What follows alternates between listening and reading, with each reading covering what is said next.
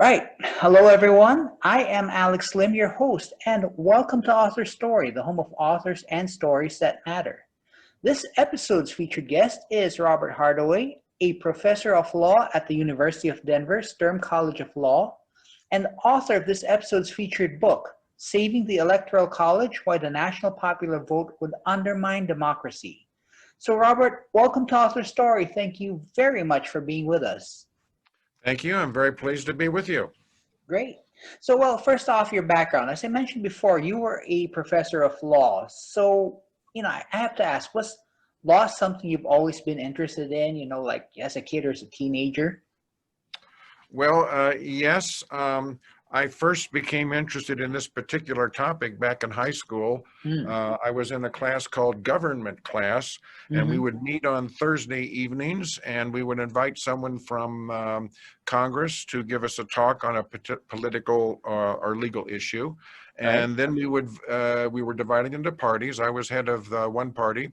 The head of the other party was a fellow named Al Gore, who later ran for president back in Okay. 2000. Right. So that was my first debate with regard to the Electoral College. And Okay. when I became a lawyer, I have for the last 40 years now focused my research, examining the history of the Electoral College, the law, the cases, and it's culminated over my career in a number of different books on the Electoral College, and of course many articles. So I feel like I have a handle on that great institution of our federal republic. Oh, great, great. So, 40 years, that's quite a few, that's quite a bit of experience you've got there. Yes, I feel like, well, I've been focusing on it for a number of years, so hopefully that's true. Right. Okay, so I just like to go on a little sidebar. Speaking, you told us, what you're all about, but I know there are likely to be some people out there who are, they think a lawyer's a lawyer, is a lawyer, but this isn't the case. Like, I'm thinking there are some lawyers focused in civil law, some people focus in corporate law, stuff like that. Well, I before I came to be a professor here at the University of Denver Law School, I was in the JAG Corps, the Judge Advocate General's Corps of the U.S. Navy, Oh, okay. where I tried cases. And then when I came to Colorado, I spent several years as an assistant district attorney Okay. prosecuting criminal cases. And then I went to a law firm here in Denver. And I was in private practice for a while, but for the last 30 some years, I've been a professor here at the University of Denver, teaching mainly civil procedure, evidence, and election law. Hmm. Okay, all right. So, and this is like, the elections in the United States, they were just completed a few months back, and the new president was sworn in recently. So, this is electoral law isn't something that people really think of in general, I think, but it's something that definitely affects a lot of lives. Well, I think people have been talking about it more recently. Some when people don't like the outcome of an election, Right, about what happens every 10, 20, 30, 40 years, right, they start saying, well, how did my candidate not get elected? And right. so they start examining our election system. Mm. Um, many voters or members of the electorate in the United States have a misconception of what they're doing when they go into the voting booth. They think they're voting for a Right, presidential candidate. Of course, they're right, doing nothing of the sort. They are right. voting for electors, Mm-hmm. then go to the Electoral College and cast their vote for the president. Mm-hmm. And sometimes usually they do vote for the person they claimed that they would vote for, but sometimes they don't. In 2016, 7 or 8 decided they wouldn't vote for the person they had promised to vote for. Mm-hmm. Mm-hmm. And in some past elections, the parties put up a slate of unpledged electors. So there's really no way to count a popular vote Right. because people don't cast a popular vote. So Uh-huh. when people say, oh, in past elections, the popular vote didn't sync with the electoral vote, there Right. really is no popular vote to deal with. They're just hypothesizing as to what Right. the popular vote might have been Right. based on people's expectations or understanding or misconception of what they're doing when they go to the voting booth. Right. Okay. All right. So I'll get into the topic of the Electoral College later, but first off, I'd want to get a little bit into the basics. What is the basis of electoral law in the United States? Like, is it enshrined in the Constitution? What is the legal basis, for lack of a better term? Well, yes, it's enshrined in Article 2 of the Constitution, Okay. which says that each state can uh, choose electors. Each legislature of the legislatures of each state can choose electors who will go to the Electoral College and cast their vote. It's actually very simple. Mm-hmm. It works very much like parliamentary democracies. For example, in England, Right. the voters elect. They don't call them electors; they call them members of parliament.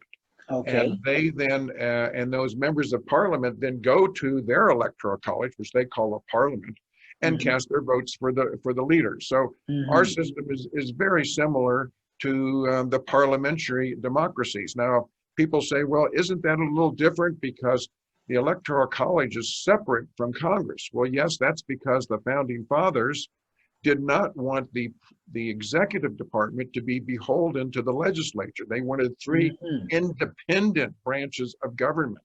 Mm-hmm. And so the Electoral College is separated from Congress so that Congress only passes legislation, Mm-hmm. and the Electoral College, as part of this third branch, chooses the president. Mm-hmm. So it's Okay. very simple, but it is in the Constitution, and Right. every state has the right to determine how they're going to pick their electors. Now, up until 1876, a Mm-hmm. lot of the legislature said, we'll pick the electors ourselves. But since Okay. 1876, every state has said, we'll delegate our power to choose electors to the people of our state. So that's Okay. what happens on election day. The voters go to the polls and say, well, the legislature could pick the electors, Mm-hmm. but they've given us the power to choose the electors. So that's what Mm-hmm. voters do when they go in the voting booth in the United States. They vote Mm-hmm. for these electors just like the voters in the United Kingdom vote for their members of parliament who go Mm-hmm. to their electoral college, what they call a parliament, and Mm-hmm. cast their votes for president. And it's actually a very simple process. It's so simple that some people don't understand it. It's too simple, I guess. Right. Okay. So I'm a little bit vague up on what an elector is, who an elector is. I mean, is this a member of the government of the state, or is this No, someone? as a matter of fact, they can't be a member of the state. Okay. It can be anybody. Each party puts up a slate with the names of electors. Sometimes they Mm-hmm. don't put the names, they just say electors, but Mm-hmm. it's a slate put up by that party. Mm-hmm. And basically that party is saying, when you go into the voting booth, uh, the ballot, on the ballot, it says to the voter, here you have a slate that's been put up by, say, the Democratic Party. Here's Okay. another slate that's been put up by the Republican Party. Okay. Choose the slate. These Mm-hmm. people are just people, ordinary people who have been nominated by their party to Mm-hmm. be electors. It's Mm-hmm. as simple as that. They have to be over 21, of course, Okay. and they have to be citizens of the United States, but Right. they are not in any way a government official, and their only responsibility is to cast their vote for president when they Mm. go to the Electoral College. Right. Okay. And right. So essentially, the people, when they vote, they're voting for a slate, the slate of electors. Then that's correct. Generally, generally, yes. They're voting for Okay. the entire slate. They can push one button and choose the entire slate. Mm. Now, remember that states have the authority under Article 2 of the U.S. Constitution to choose electors any way they wish. Right. So some states actually put the names of the electors, and you can actually vote for individual electors. In 1960, for Mm-hmm. example, the state of Alabama put forward a slate of electors, but allowed the voters to vote for individual electors. Mm-hmm. Um, and 5 of those electors went on to vote for John F. Kennedy. 6 voted for a person named Byrd. Um, Okay. so that's the way it works. But yes, most states put up they just put up an entire slate and say this is the slate put forward by the Democratic Party. This is the slate put forward by the Republican Party. Pick one. And of course, many voters are under the illusion, well, I'm actually voting for a presidential candidate. Of course, they're doing nothing of the sort. Right. Okay. And of course, like each state has a certain number of electoral votes. So like, yeah. Yes, each state is guaranteed at least 3 electors. Okay. Because they get 1 elector, regardless of how many people they have in the U.S. Congress. They get 1 elector based on their how many representatives they have in the House of Representatives. And of course, every state is guaranteed 1 representative, regardless of how great their population is. They also get 2 electors based on their representation in the Senate.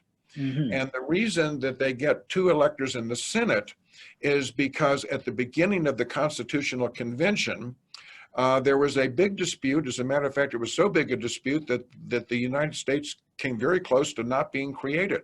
And the reason was the small states said that we should have representation in any Congress based on equal representation. Every state should get an equal voice in Congress. The big states didn't like that. They thought it should be based on their population. So they might get 50 representatives, and the small states would be lucky to get 1. Well, obviously, the small states didn't like that idea. And so with Benjamin Franklin, who at the last minute, when the Constitutional Convention was on the verge of dissolution, he said, let's do both.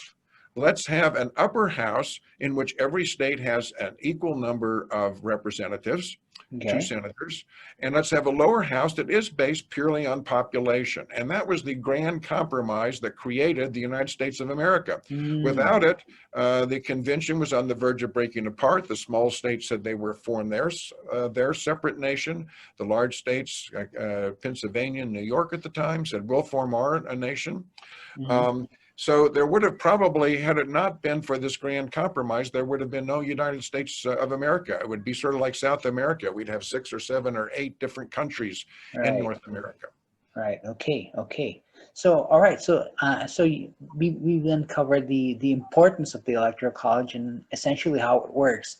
So now to the other side. I mean, there's this movement to drive for a popular vote. How does a popular vote differ from an electoral college?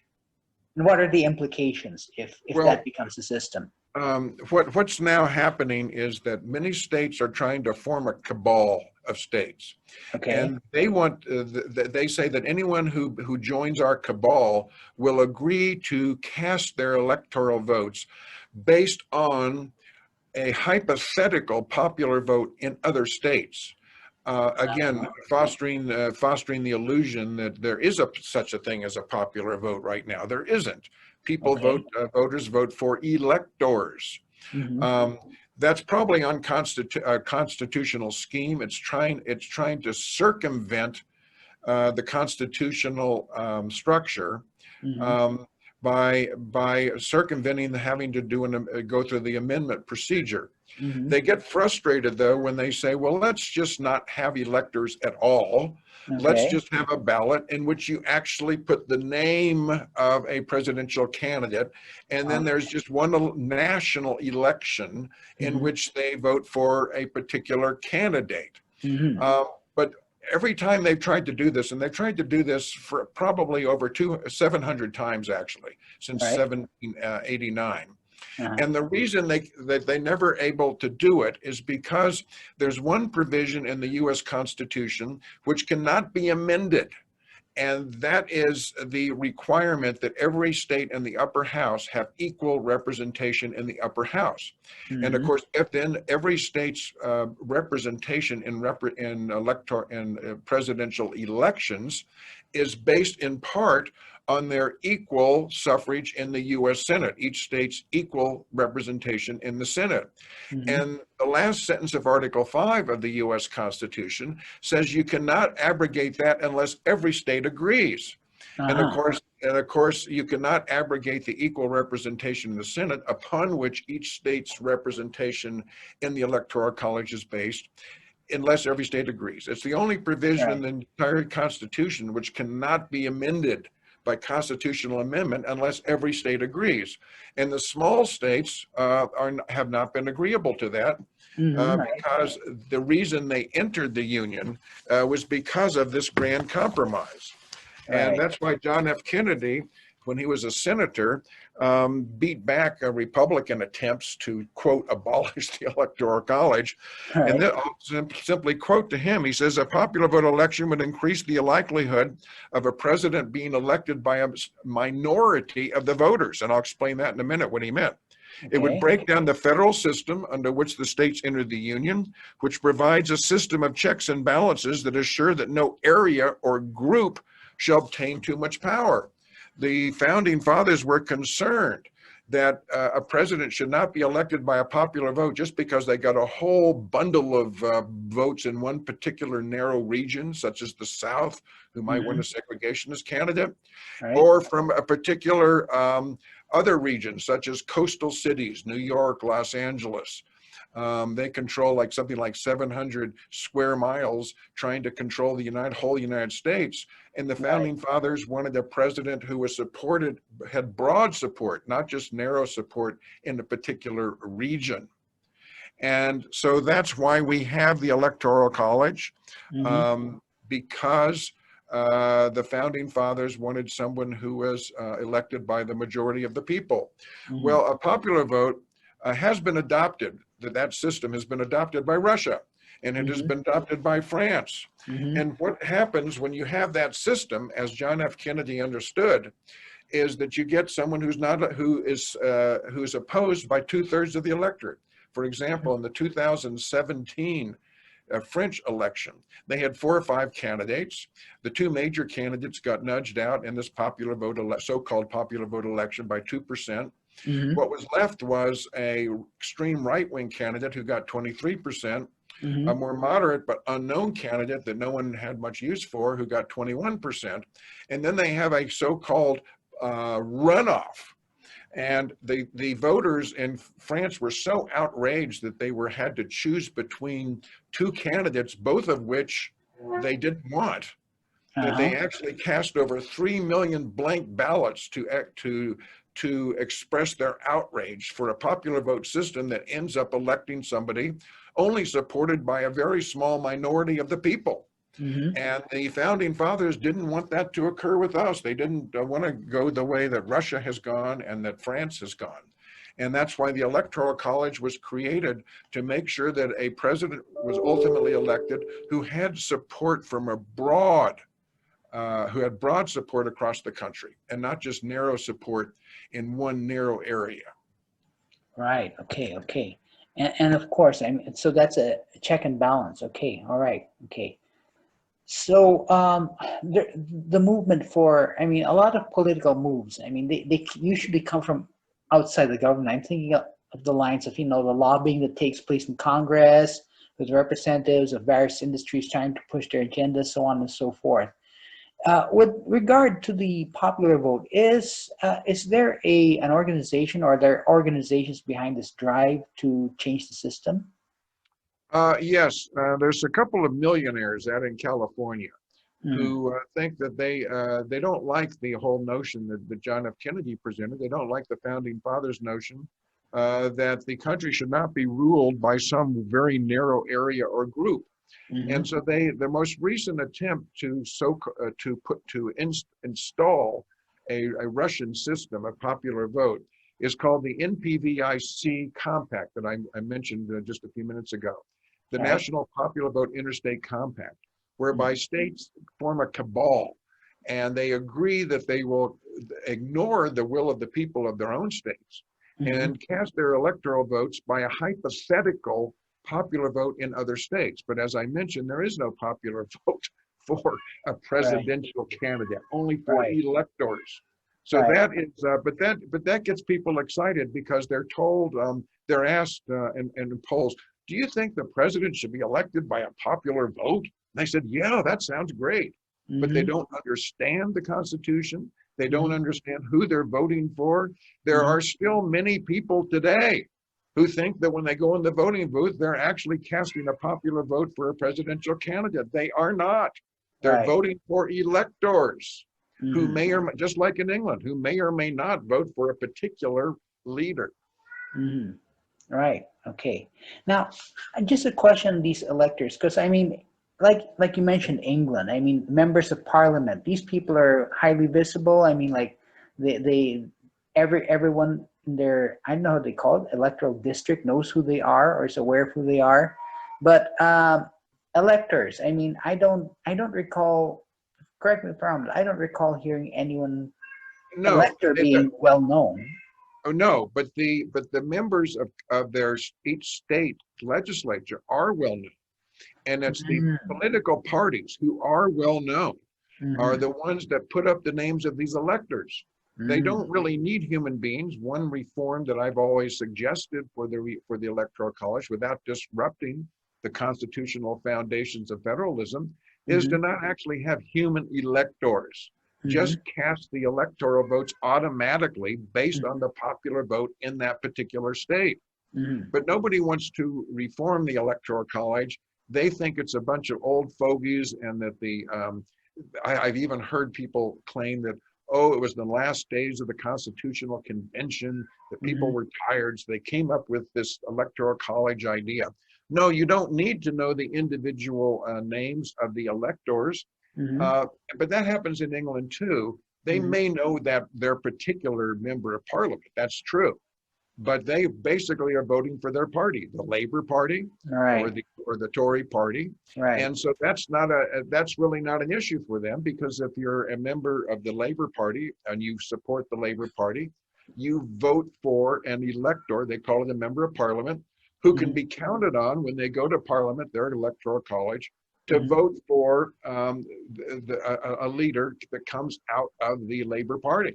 Mm-hmm. So you're right, that we don't know the names necessarily of electors. They're not usually household names, but that's all part of the whole idea of the Electoral College, Mm-hmm. which is to ensure that a president is elected with a broad support across the country, not just in one region or area, such as coastal cities, for example, Right. trying to rule the whole hinterland. Right. Okay. All right. So yeah, I mean, okay, I got that point. So that's something that I don't think is often spoken of, but yeah, that's the effect. Now, Well, yes. mhm. Go ahead. Go ahead. No, I mean, it's not spoken of because people don't understand, what the Electoral College is all about. They don't realize that it's exactly the same as all the parliamentary democracies in the world, All right. but the only difference is it's separated. Mm-hmm. Because they only come up to electing electors once every 4 years, Mm-hmm. whereas members of parliament, are elected on a much more regular basis. Yeah. To give you an example, people talk about, oh, there's a difference in the United States between, this has happened 3 times in the last 230 years or so, Mm-hmm. where the so-called hypothetical popular vote doesn't sync with the electoral vote. Happened in Mm-hmm. 1888, happened in the year 2000, 2016. So once every 80 or 85 years, you have that happen. But of course, that happens in parliamentary democracies as well. In Mm-hmm. 1974, for example, the voters in England elected more Labour members of parliament. And so the Mm-hmm. Labour Party elected the leader in parliament. But if you counted up the total votes for members of parliament across the board, Mm-hmm. there were more people who voted for candidates for the other party, Mm-hmm. for the Conservative Party. Mm-hmm. But no one said, oh, this is illegitimate. We have to abolish parliamentary democracies around the Right. world. No Right. one did that. Right. They don't understand that our Electoral College is exactly the same as in the parliamentary democracies, with the important distinction only. The only Mm-hmm. distinction is that we have their founding fathers separated the Electoral College from Congress, so that you had 3 independent branches of government, not just 2. Mm-hmm. Right. Okay. Okay. All right.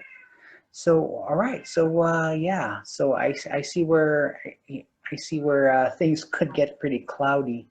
So, in your opinion, then, are there any improvements that could be done to the Electoral College? I mean, you did mention one, but are there any other possible improvements that could be done to the Electoral College to maybe Yes, address this concern? there's some housekeeping measures that could be, but see, the people who don't want who want to change the whole federalist system of the United States, they don't want to reform the Electoral College. They just Hmm. want to get rid of it so that the country can be ruled by particularly narrow regions, such as coastal cities, Los Angeles, New York, and rule the rest of the country. They Right. don't want it to be cleaned up. But yes, in my book, in several of my books, I've set forth a number of housekeeping measures. I won't go over all of them, but the main one is there's really no reason to have human electors. Mhm. It would be that all the problems that we've encountered, say, in the last election, could actually be eliminated if the states would simply automatically cast their electoral votes based on who won the popular vote, or which slate of electors won the most votes in their respective states. Hmm. And if you did that, you wouldn't have to worry about trying to uh, march around electors' houses saying you need to change, you need to violate your pledge to vote for a particular candidate. You could get rid of all that. Rid of all that nonsense. Hmm. And then if you would simply say that within 10 days of the election, the governor must certify the vote, certify the electors within 10 days after the election, you wouldn't have all this nonsense we've been going through the last few elections. We Hmm. saw, for example, on January 6th, there is a act that was passed by Congress. It's not in the Constitution, Hmm. which said that Congress gets to count the electoral votes. And there's really no excuse for that in the Constitution. The electors, under Article 2, each state has the right to choose the electors.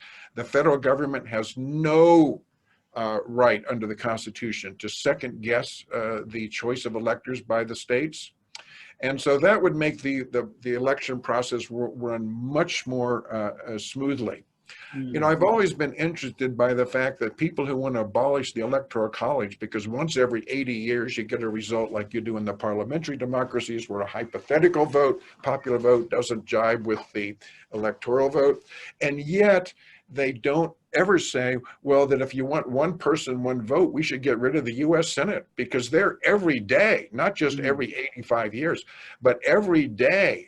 Um, Decisions are made in the US Senate affecting the lives of every American. But do you hear people saying, let's abolish the US Senate? No, they get so obsessed with once every 85 years or so, that a hypothetical vote, which is totally hypothetical. No one's been voting in past elections for a presidential candidate. They vote for electors. Doesn't jive with the electoral votes. I've always been interested by that, but many people who, left-wingers, for example, who do understand the Electoral College, realize that under Article 5, you can't eliminate the U.S. Senate unless every state agrees, and uh, so that the only way to abolish the Electoral College, they understand that really only the way to do it, as John F. Kennedy recognized, is to abolish the U.S. Senate, which was the Right. basis for the creation of the United States of America. And that's why Right. John F. Kennedy also pointed out that if you're going to, we have a whole solar system of government in our Constitution that's structured. And if you're going to fiddle with one aspect of it, one element of it, like the Electoral College, then you have to consider the other elements, which most important of which is the U.S. Senate. So in other Hmm. words, you can't eliminate the Electoral College unless you eliminate and abrogate the U.S. Senate, which Hmm. underpins the Federalist foundations of our republic. Right. Okay. All right. So there are a lot of issues here. I mean, they're intermingled, and as you did mention, a lot of people aren't aware of all these issues. So, yeah. So is how does your book, the elect saving their electoral college, how much of this does this put out there, so that someone who reads it, they can pick up what you're talking about. Well, I've written several books, but the most recent one was one came out last year, Saving the Electoral College, which was the title that the publisher liked. They thought it was a catchy title. Saving Okay. the Electoral College by the national popular vote would undermine democracy. Anybody can get the book at ABC-Clio. It's a Right. publishing conglomerate out in California, Santa Barbara, California. But I didn't like the title particularly because I don't think we have to worry about saving the Electoral College. I just simply don't think every state's going to agree to undermine our federal system and adopt the Russian popular vote, so-called popular vote system. But I did go into great detail about the history of the Electoral College. For example, in one chapter, I talk about why the Grand Compromise was created, because the colonies were breaking apart into separate nations in 1789. Mm-hmm. King George III was gloating that they're undergoing collapse. States like New York and Pennsylvania were forming their own amalgamations, incipient nations, putting up tariffs, not against Great Britain, but against their fellow colonies. Mm-hmm. And the whole country was falling apart. And very few people had any hope, including George Washington, by the way, who said, I'm not inclined to even come to this constitutional convention because there's no way that we're going to have a compromise between the small states and the big states. We're going to break up into several different nations. He was finally persuaded by Madison to go. And of course, they reserved this contentious issue of representation in Congress to the very end because they knew that was going to be the thing that was going to blow everything up. Right. And they were about to go home without any kind of constitution. The Articles of Confederation, called a firm league of friendship, it wasn't firm, it wasn't a league, and it wasn't very friendly either. It was even less unifying than I say the European Union. I mean, it was just a conglomeration of separate states, really, is what it was. Mm-hmm. And so this Grand Compromise, it was passed by a vote of 8-7 in the Constitutional Convention. By Benjamin Franklin proposed it, saved and created the United States of America. A lot of people don't understand that either.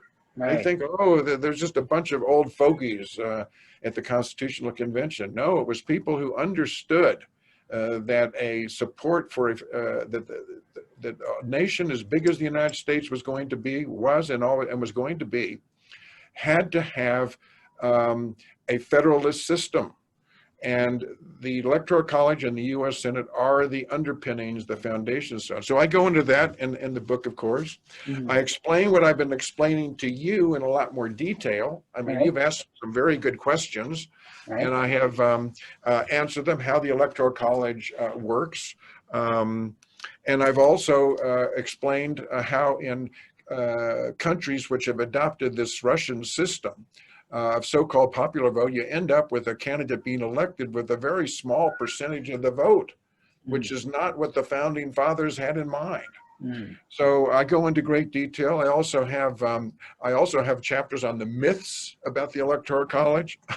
There's so many myths that, people still, one myth is that people go in and vote for a presidential candidate and that Right. represents the popular vote. Of course, that's not true. Right. People don't know about Article 5, which says you can't abrogate the Senate, and the basis for giving each state the weight in the Electoral College. You can't abrogate that unless every state agrees. You can't do it by constitutional amendment. Right. And I also have a chapter on some of the housekeeping reforms that I think I'll just mention a few of them. I think the having an automatic allocation of electoral votes rather than you don't need human beings to do it. Mm-hmm. Today we have computers, and yes, back in 1789, you needed human beings to go to their respective state houses and cast their electoral votes. It's not necessary today. We could clean that up very, very easily. Also, if no one, according to the Constitution, if no one gets a majority of electoral votes, and most of the the attendees, the delegates of the Constitutional Convention, didn't really envision that a candidate would get a majority. They said, yes, George Washington will, but after that, probably they won't get a majority of electoral votes. Right. But the Electoral College has basically created our two-party system. That's why we don't have 10, 12, 16 parties like you have in Russia, or 6 or 7 parties that results in a split vote where somebody gets elected with a very small percentage of the vote. We have an Electoral College which has basically created our two-party system because of one essential ingredient in it, in the structure, which is in order to get even one electoral vote, you have to get a plurality of votes in a particular state. So, for example, the 1932 election, the socialists were polling 10, 15%. And it would have really split the vote. But once you get close to election day, they realize that you can't even get a single electoral vote unless you get a plurality in a single state. So what do? They accommodate. They go to the Democratic Party and they bargain with them before the election.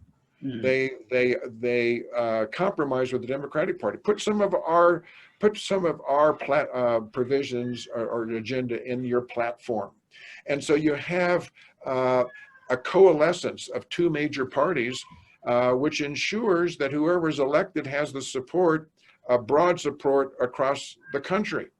So I have explained all that as well in the book, and I have some. If it goes to a House election, that is, somebody doesn't get a majority of the electoral votes, which hasn't happened since the 1820s, that it should be more precise as to how the vote in the House is conducted. For example, the Constitution says that each state will get one vote, but is it by majority vote within a particular state delegation? It doesn't say. I think that should be made specific.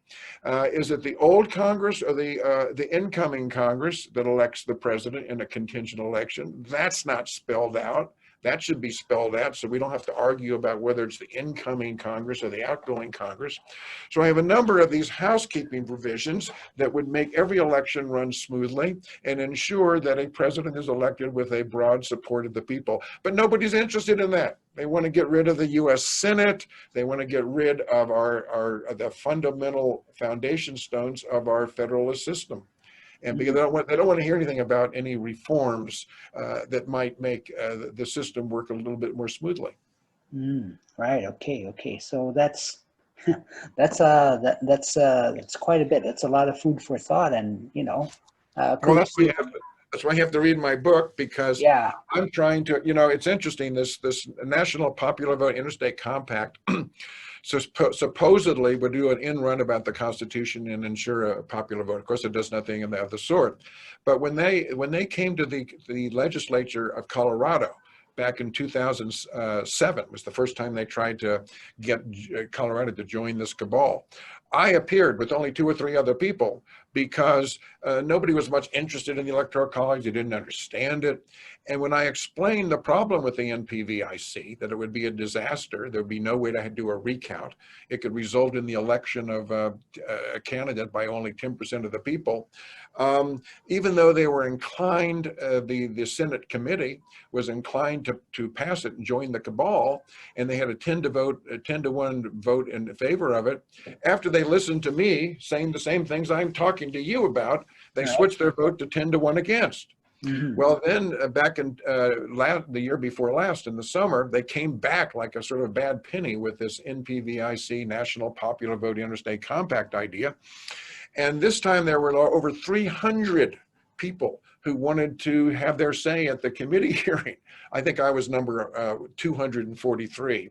By the time they got to me, they said, you get 1 minute. And I had to try to explain what I'm explaining to you. Now, you've given me a good half hour or so. It's not as good as the book, which goes into a lot more detail. But in 1 minute, I could not persuade them, because I had to listen to 200 some people before me, and their arguments were almost all the same. Their arguments were, there must be something wrong with the Electoral College. There must be wrong with our federal system because it elected a person that I didn't want. They were all people who hated Donald Trump. We won't go into that. We won't go into that. But that was pretty much their reason for hating the Electoral College, because it elected him. Right. And that happens, but that's happened over the last 200 years. It's happened 3 times, and every time it happens, when the hypothetical popular vote doesn't jive with the electoral vote, they say, "Oh, this is undemocratic, and it didn't elect my candidate," even though there's never been a popular vote in the United States. So, you know, this has happened over 700 times. It happens every 10 or 20 years. People go to Congress and we got to get rid of the Electoral College because it didn't elect my candidate. So we've been through this so many times in our history, it's kind of become old hat, actually. But I think our federalist structure is very sound. It is very strong. It has made us the envy of the world. We've kind of gotten spoiled because, unlike other countries, which go into all kinds of recounts and everything else, in our country, we've elected a president, and in most cases, in most cases, we know the night after the election who won the election. And if we'd had a popular vote election in 1960, we still wouldn't know who the president was. You'd have to have a recount. The vote was so close, the so-called hypothetical vote was so close, within 0.1%, that you would have had to have recounts in over, I think, 17,000 precincts. Now, back in 2000, because of the Electoral College, the recount was isolated to a single state, Florida, because that would have made a difference in the Electoral College by 1 vote. Right. But you imagine the trauma the country went through in the year 2000, having all those appeals and so forth. Imagine multiplying that trauma by a factor of 50 and having those recounts and court appeals in every state. It would be a nightmare that's actually too horrible to even contemplate. Right. Okay. All right. Well, great coverage right there. And, it's all covered in the book. So yes, they can go to the ABC-Clio and order the book, and hopefully they'll get the details of what I've been trying to explain to you. It's all laid out in the book. All right, great. Okay, so all right then. So all right, and so thanks for that. And in closing, our guest Robert Hardaway. His book is "Saving the Electoral College: Why the National Popular Vote Would Undermine Democracy," and you can find it on ABC Clio as well as on Amazon. And also, Robert, thanks very much for being an author story. This is a very involving subject. I agree, more people should know about this, and it's a lot of fun being able to speak with you right now. Well, it's been fun talking with you. I always like to enlighten people who don't understand exactly what the Electoral College is all about. All right, great. Okay, so everyone, check out Saving the Electoral College, and while you're at it, go ahead and hit that subscribe button to check out all the people and stories we have on this channel. So, catch you guys next time on Author Story, the home of authors and people with stories that matter.